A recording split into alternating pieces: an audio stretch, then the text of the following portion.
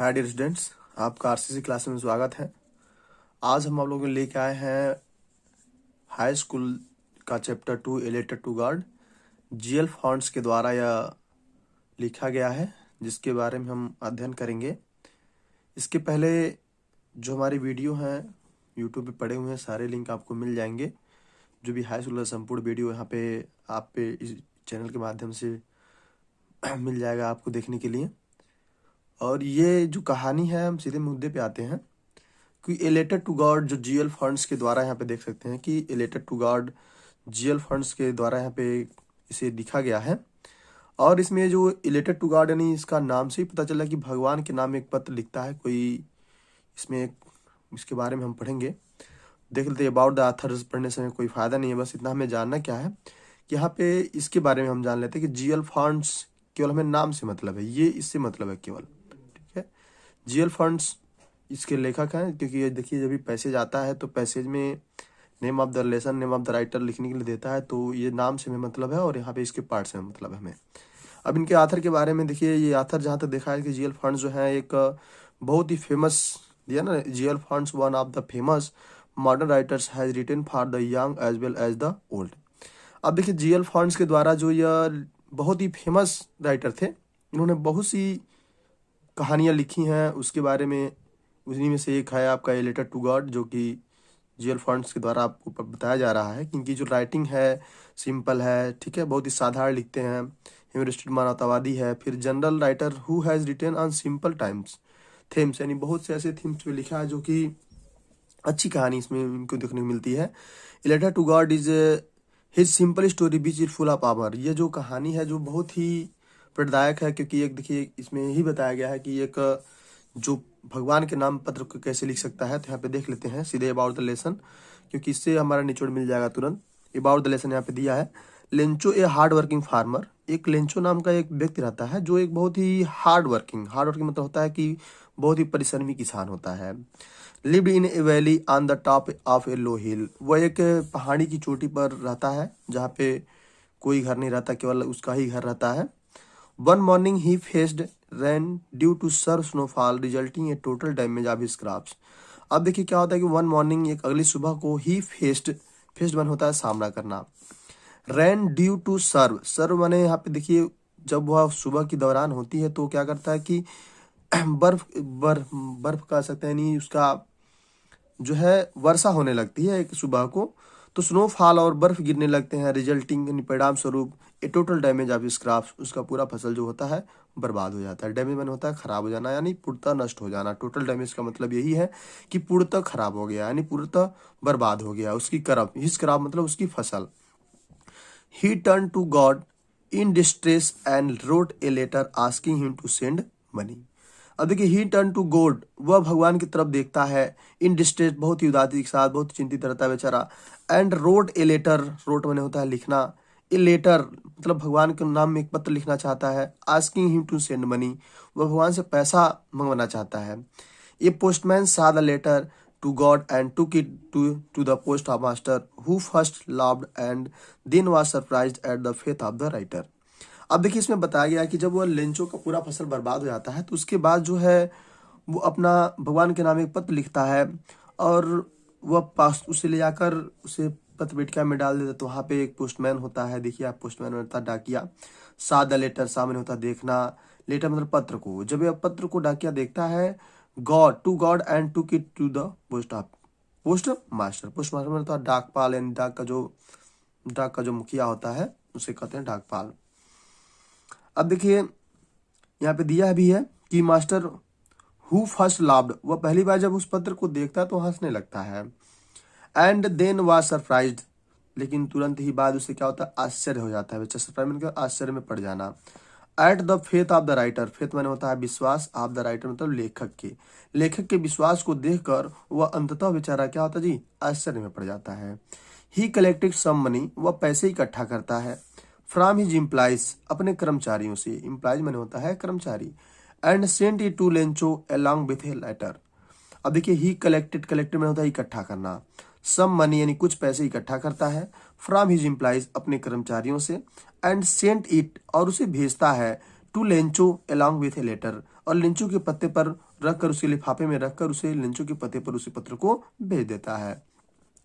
When Lencho got the letter with money, जब ध्यान when जब लेंचो गॉट मतलब होता है पाना, द लेटर विथ मनी, जब लेंचो जो है उस पैसे को पाता है विथ मनी यानी पैसों के साथ, एंड काउंटेड लेस, तो जब उसे काउंट करता है तो वो पैसे क्या होता है जी कम हो जाते हैं। ही फेल्ट फ्यूरियस, उसे बहुत ही गुस्सा आता है कह सकते हैं।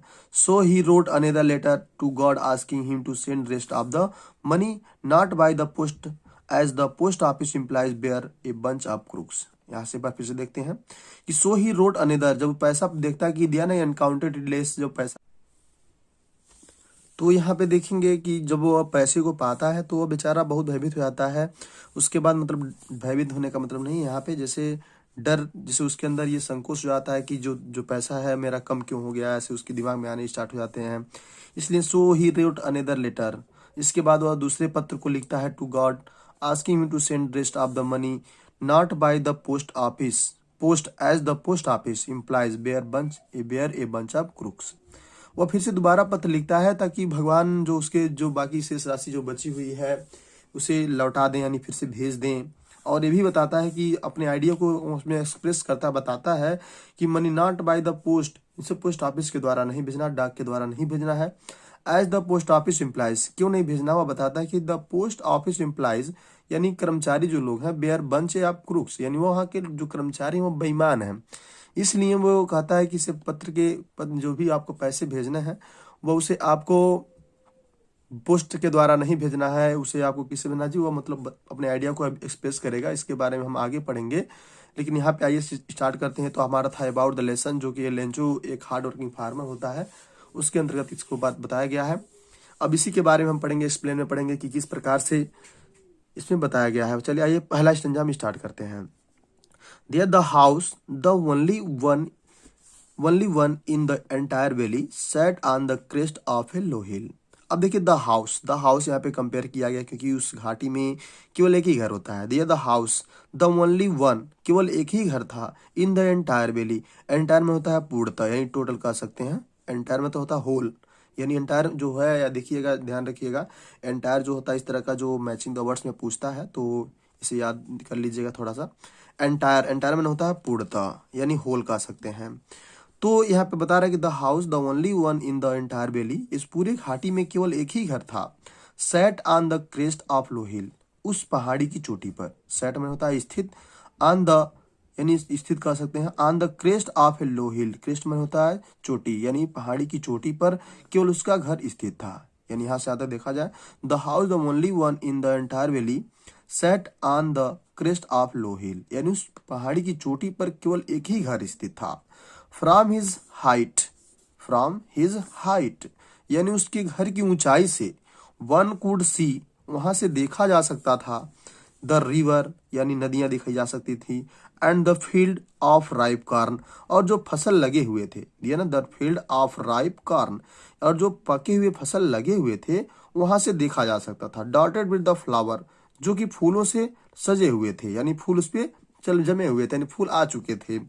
दैट ऑलवेज, हमेशा, दैट जो, ऑलवेज, यहाँ पे दैट का जो है, यहाँ पे दैट जो है यहाँ पे जो का अर्थ देगा उसके लिए है आया है।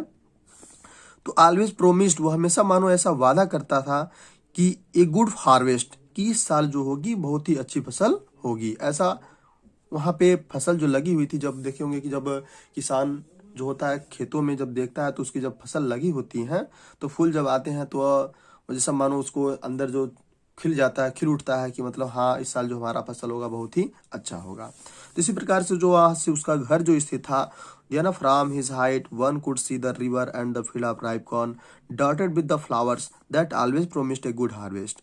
जैसा वो मानो वादा कर रहा हो कि जो इस साल जो फसल होगी बहुत ही अच्छी होगी। यहाँ तक हो गया। द ओनली थिंग, केवल एक ही चीज की आवश्यकता थी। यानी द ओनली थिंग, केवल एक ही चीज, द अर्थ नीडेड, पृथ्वी को आवश्यकता थी। नीडेड में होता है जरूरत या आवश्यकता। वाज ए डाउन पोर, यानी डाउन पोर मतलब होता है मूसलाधार वर्षा। Or at least a shower, या तो थोड़ी सी बौछारें पड़ जाएं। यानी यहाँ पे बताया जा रहा है कि द ओनली थिंग, केवल एक ही चीज की आवश्यकता थी। द अर्थ नीडेड, यानी पृथ्वी को एक ही चीज की आवश्यकता थी, वाज ए डाउनपोर। डाउनपोर मतलब मूसलाधार वर्षा हो जाए, यार एटलीस्ट अ शावर, या तो थोड़ी सी बौछारें हो जाए। Through out the morning Lencho, सुबह थ्रू आउट मतलब के दौरान, द मॉर्निंग यानी मॉर्निंग के दौरान, Lencho who knew his fields intimately, यानी हु मतलब जो, न्यू मतलब होता है जानता था, हिज फील्ड्स अपने खेतों को, इंटीमेटली मन होता है घनिष्ठता पूर्वक, यानी वो अपने खेतों के बारे में बहुत ही घनिष्ठता से जानता था, यानी बहुत ही अच्छी तरीके से जानता था। Had done nothing else but seen the sky toward the north east. Had done nothing ills, बेचारा कुछ कर भी तो नहीं सकता था, केवल अपने खेतों के अच्छी तरीके तो जानता था, लेकिन वह आसमान के ध्यान, had done nothing else but seen the sky, seen मतलब होता है देखना, द स्काई टुवर्ड मतलब की ओर, द नॉर्थ ईस्ट, नॉर्थ माने क्या होता है जी, उत्तर पूरब की ओर, यानी दिया है ना नॉर्थ ईस्ट, उत्तर पूरब की ओर। यहां से यहां देख लेते हैं फिर से कि through out the morning Lencho, यानी सुबह के दौरान, who knew his fields intimately, यानी सुबह के दौरान जो था वो अपने खेतों में गया और अपने खेतों के बारे में दिया ना, who knew his fields intimately, अपने खेतों के बारे में वह बहुत ही घनिष्ठता के साथ जानता था। हैड डन नथिंग एल्स, वह देखने के दिया ना, had done nothing else but seen the sky toward the north east, वह आसमान की तरफ देखने के अलावा बेचारा कुछ कर भी नहीं सकता था। नाउ वी आर रियलिंग going to get some water woman. The woman who was preparing supper replied yes God's willing. अब देखिए यहाँ पे अगला आगे बताता है कि वह बोलता है, वहां पे आसमान की तरफ देख रहा होता है और अब बताता है कि now we are really going to get some water man, अपनी औरत से कहता है कि अब वास्तव में, रियली मैन होता है वास्तव में, going to get some water, get मतलब होता है पाना, सम वाटर मतलब कुछ पानी, उमैन यानी अपनी औरत से अपने खेतों के बारे में बता रहा होता है कि हमारे खेतों को कुछ पानी की आवश्यकता है। देन नाउ वी आर रेलिंग going to get some water woman, अपनी औरत से यही कहता है कि हमारे खेतों को कुछ पानी की आवश्यकता है, यानी जैसा कि आपको पता है कि उसके खेतों को केवल एक ही चीज की आवश्यकता थी, अगर बारिश थोड़ी सी हो जाए या तो मूसलाधार वर्षा हो जाए तो उसकी फसल क्या होगी, बहुत ही अच्छी हो जाएगी। इसी के बारे में वो अपनी पत्नी से बोल रहा है।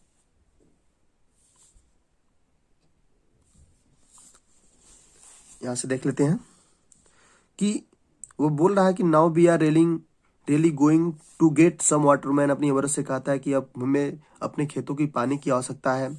The woman who was preparing supper replied, जो उसकी औरत जो थी, the woman who was preparing the supper replied, जो भोजन को तैयार कर रही थी, रिप्लाइड उसने जवाब दिया, यस गॉड्स बिलिंग, यदि भगवान की इच्छा होगी तो बारिश जरूर होगी। द ओल्डर बॉयज, उसके जो छोटे छोटे लड़के थे, were working in the field, यानी उसके जो लड़के थे, वर्किंग मतलब कार्य कर रहे थे, इन द फील्ड यानी उसके जो लड़के थे वह खेतों में कार्य कर रहे थे। वाइल द स्मॉलर वंस, उन्हीं में से छोटा जो लड़का था, यानी वाइल मतलब होता है जबकि, द स्मॉलर यानी वह छोटा, उससे छोटा वाला लड़का था, smile the while the smaller ones, जो उसी में से छोटा लड़का था, were playing near the house, उसी में से छोटा जो लड़का था वह घर के ही समीप में खेल रहा था। Until the woman called to them all, तब तक क्या हुआ, अंटिल मतलब तब तक, द वुमैन जो औरत थी, कॉल्ड टू देम ऑल, तभी क्या हुआ, उसकी औरत ने सभी को बुला लिया। कम फॉर डिनर, यानी रात्रि का भोज करने के लिए आ जाओ, दिया ना, कम फॉर डिनर यानी खाना खाने के लिए आओ। It was during the meal, या भोजन के दौरान, दिया ना, इट वॉज ड्यूरिंग मैंने होता है के दौरान, द मील यानी मतलब भोजन के दौरान, दैट की just as Lencho had predicted, predicted मैंने होता है भविष्यवाणी करना, यानी फोर टोल्ड कह सकते हैं, यानी प्रेडिक्टेड मैंने होता है भविष्यवाणी। देखिए ध्यान में रखिएगा, प्रेडिक्टेड जो होता है पूछता भी है कि इसका जो सिनोनिमस है, यानी कहा जाए कि पर्यायवाची शब्द जो होते हैं, यानी इसका सेकेंड मीनिंग कह सकते हैं। तो दिया just as Lencho had predicted, जब वो खाने के दौरान, जब खाना खा रहे होते हैं उसी समय लेंचो जो है भविष्यवाणी कर देता है। बिग ड्रॉप्स ऑफ रेन, यानी वर्षा की बड़ी बूंदें, big drops of rain began to fall, यानी वर्षा की बड़ी बड़ी बूंदें पड़ने लगी। इन द नॉर्थ ईस्ट, यानी उत्तर पूरब की तरफ से, ह्यूज माउंटेन्स, ह्यूज मन होता है बड़ा, माउंटेन्स मन होता है पर्वत, ऑफ क्लाउड्स, क्लाउड्स मतलब होता है बादल, यानी उत्तर पूरब की ओर से ह्यूज माउंटेन, बड़े बड़े पर्वतों के जैसे बादल जो है कुड बी सीन अप्रोचिंग, मानो है ऐसा पहुंचते हुए आ रहे हों, या ना बी सीन अप्रोचिंग, ऐसा लग रहा था कि north east huge mountains of clouds could be seen approaching, कि उधर से जो है नॉर्थ यानी उत्तर और पश्चिम पूरब की ओर से बादल जो है उसके खेतों की तरफ आते हुए प्रतीत हो रहे थे। द एयर वॉज फ्रेश, उस समय की जो हवा थी बहुत ही ताजी थी, एंड स्वीट, और बहुत ही मधुर थी। यानी देखे होंगे कि जब वर्षा होती है, जब वर्षा होने वाली होती है, तो उस समय का जो माहौल होता है, जो घनघोर घटा छा जाती है और हवा जो है बहुत ही फ्रेश चलने लगती है, बहुत ही मीठी हो जाती है, बहुत ही ताजी लगती है। तो उसी समय का यह दृश्य है। The man went out for no other, the man The man went out for no other reason than to have the pleasure of feeling the rain on his body, and when he returned, he exclaimed. देखिए क्या हुआ कि the man went out for no other reason, यानी बिना किसी कारण के ही, than to have the pleasure of feeling the rain, वह बाहर चला गया। प्लेजर में होता है आनंद लेने के लिए, of feeling the rain on his body, यानी बिना किसी कारण के ही वह लेंचो जो था वर्षा की बूंदों की आनंद लेने के लिए वह बाहर चला गया अपने शरीर पर। एंड वेन ही रिटर्न, और जब वह लौटा, when he return he exclaimed, जब वह लौटा, एक्सक्लेम में होता है कहना, यानी वर्षा की बूंदों का वह जब वो जो था मतलब वो चला गया बाहर, और जब वहां से वह लौटता है तो कहता है, या ना आपका। And when he return he exclaimed, जब वहां से लौटा तो उसने कहा कि these are not rain drops falling from the sky, यानी वह कहता है कि आसमान से वर्षा की बूंदें नहीं गिर रही हैं। वहां पे दिखाया गया ना कि these are not rain drops from falling from the sky, the they are new coins, वह बोलता है कि यह वर्षा की बड़ी बूंदें नहीं है। फॉलिंग फ्रॉम द स्काई, यानी आसमान से अब वर्षा की बूंदें नहीं गिर रही हैं। दे आर न्यू क्वाइंस, ये नए नए सिक्के हैं। देखिए किसान जो होता है, जब भी उसे फसल की आवश्यकता होती है, जब उसे लगता है कि पानी की आवश्यकता है उसके फसल को, तो ऐसा वह कंपेयर करता है कि या नहीं, ये जैसे खाद की तरह है, मतलब बहुत ही यहाँ पे वर्षा की बूंदें नहीं गिर रही हैं, खाद की तरह काम कर रही हैं, ऐसा कुछ होता है। तो यहाँ पे जो है वही, यहाँ पे जो लेंचो है वही बता रहा है कि वह कहता है कि यह वर्षा की बूंदें आसमान से नहीं गिर रही हैं। दे आर न्यू कॉइन्स, ये नए नए सिक्के हैं।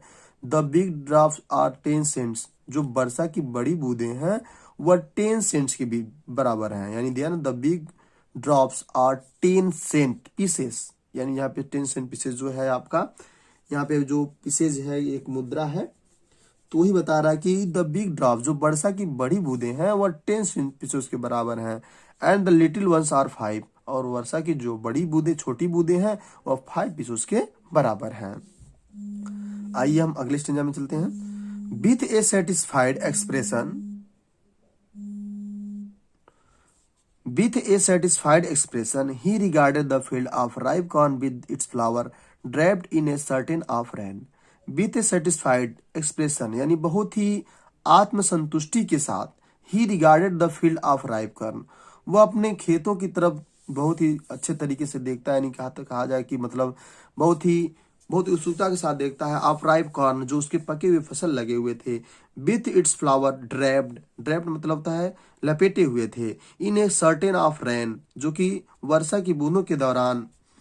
बट सडनली, लेकिन अचानक, a strong wind began to blow, तभी अचानक क्या हुआ, but suddenly a strong wind began to blow, तभी अचानक एक हवा, तेज से हवा बहने लगी। And along with the rain, और ये ना, but suddenly strong wind began to blow, लेकिन अचानक से तेज हवा चलने लगी। स्ट्रॉन्ग मतलब होता तेज, विंड मतलब होता हवा, बिगेन टू ब्लो, अचानक से तेज हवा चलने लगी। And along with the rain, and along with the rain, आइए देखते हैं पीछे, आगे चलते हैं। दिया है वेरी लार्ज, यानी दिया है कि along with the rain very large hailstone began to fall, तब तक क्या हुआ, वर्षा की बड़ी बड़ी बूंदें पड़ने लगी, यानी हेलस्टोन में था ओले पड़ने लगे। यानी जब हवा तेज चलने लगी तो साथ ही साथ में क्या हुआ, वहां पे बहुत तेज से ओले भी पड़ने लगे।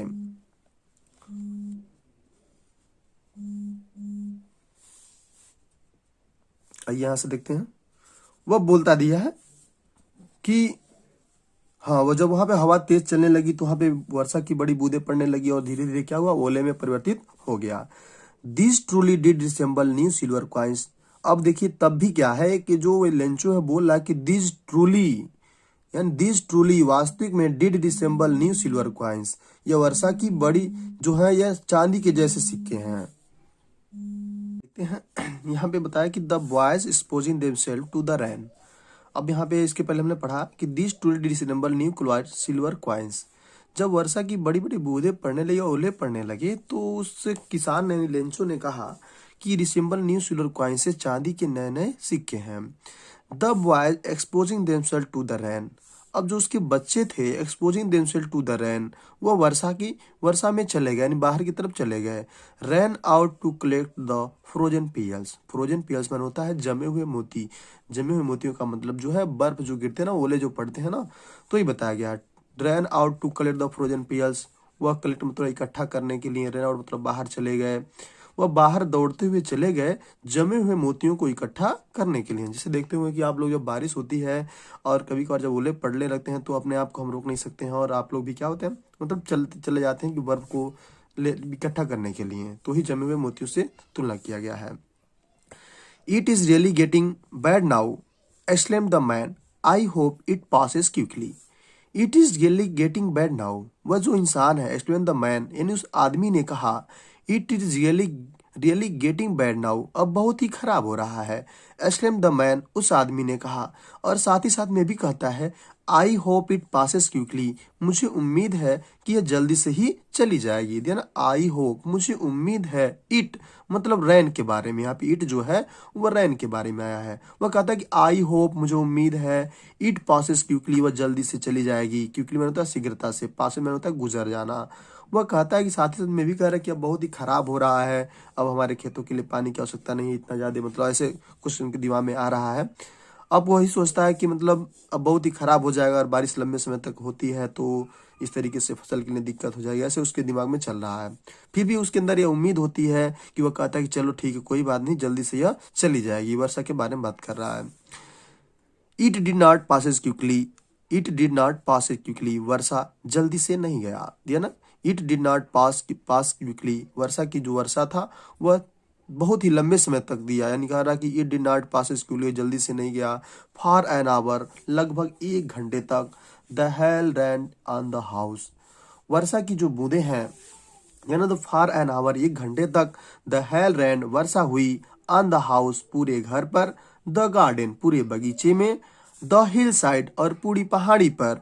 द कॉर्नफील्ड, और खेतों में, जो पके हुए खेत थे, जो कॉर्नफील्ड लगा हुआ था, मक्के की खेत जो थी उसमें पूरा बारिश हुआ। ऑन द होल वैली, और इस तरीके से पूरे घाटी में वर्षा हुई, यानी लगभग 1 घंटे तक वर्षा हुई। द फील्ड वॉज वाइट, जो खेत था वह सफेद हो गया, द फील्ड वॉज वाइट, खेत जो था वह सफेद हो गया। As if covered with salt, जैसा कि मानो उस पे नमक की कोई परत लग गई हो, as if covered with salt, covered मैंने होता है ढका हुआ, विथ साल्ट मतलब होता है नमक की तरह। जैसे देखते हैं कि जब ओले जो पड़ते हैं, जो ओले होते हैं ऑलरेडी वह उसकी जो कलर होते हैं व्हाइट होती है, तो यहाँ पे यही बताया गया है कि जब ओले 1 घंटे तक पड़े तो पूरा खेत ज्यादा सफेद हो गया। As if covered with salt, जैसा कि मानो वह नमक की तरह वह उस पे परत जम गई हो। Not a leaf reminded on the tree, not नहीं, ए लीफ रिमाइंडेड, लीफ मन होता है पत्तियां, रिमाइंडेड मन होता है रहना। ऑन द ट्री, यानी पेड़ों पर कोई भी पत्तियां नहीं थी, यानी एक भी पत्ती नहीं बचा था। The corn was totally destroyed, और जो फसल थी वह पूरी बर्बाद हो गई, दिया ना। The corn was totally destroyed, जो पूरी फसल थी वह पूर्णतः बर्बाद हो गई। डिस्ट्रॉय में होता है नष्ट हो जाना, रुइंड हो जाएगा, नष्ट हो जाना, ठीक है, स्पॉइल्ड भी होता है। The corn was totally destroyed, totally में होता है पूर्णतः, डिस्ट्रॉयड में होता है बर्बाद हो जाना। जो फसल थी वह पूर्णतः बर्बाद हो गई। The flowers were gone from the plants, the flowers were gone, यानी फूल चले गए, द फ्लावर्स बेयर गॉन, फूल चले गए।